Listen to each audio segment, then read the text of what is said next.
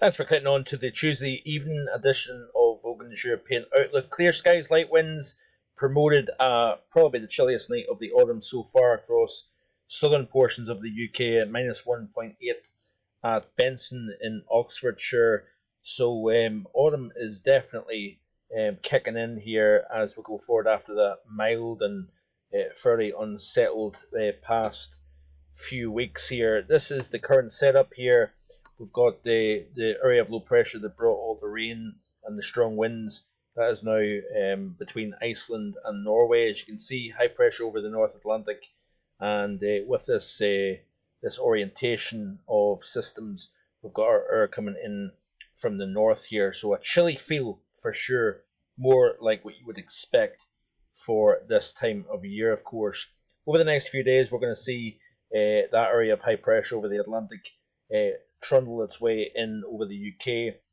As it does so, it's going to eventually cut off that feed of northerly winds, and because orientation is slightly further south as we go forward. So this is as we go through the second half of this week, because it's a kind of positioned southwest of the UK or west southwest of the UK.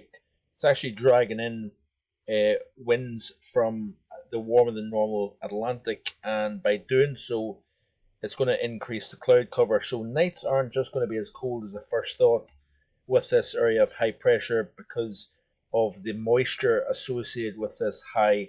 It's just going to simply be leaden skies. Feeling chilly by day, but temperatures by nighttime won't be as cold.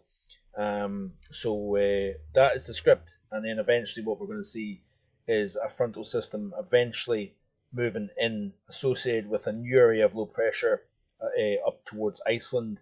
That area of high pressure then sinks far enough south to open the door to this, and of course with westerly winds, even Thursday and Friday, the temperatures are going to come up compared to what they are at the moment coming in from the north. It's all about wind direction, of course, and so on. But looking at the CFSV2 weeklies here, quite interesting the concept, the solution they have, because this is the upcoming 7-day period. Big strong area of high pressure over over Canada.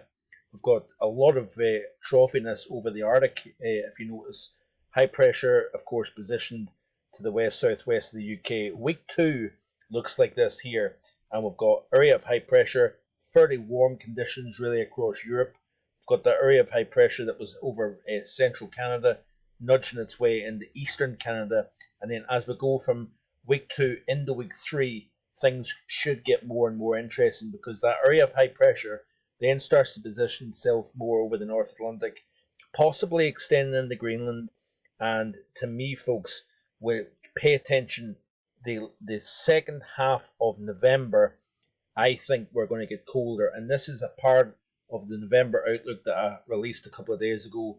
Watch what happens as we go towards the second half of November here. So I'm feeling fairly optimistic that we are going to see something a good deal more wintry as we go towards the, say for example, the last 15 days, maybe the last 10 days of November. Timing, of course,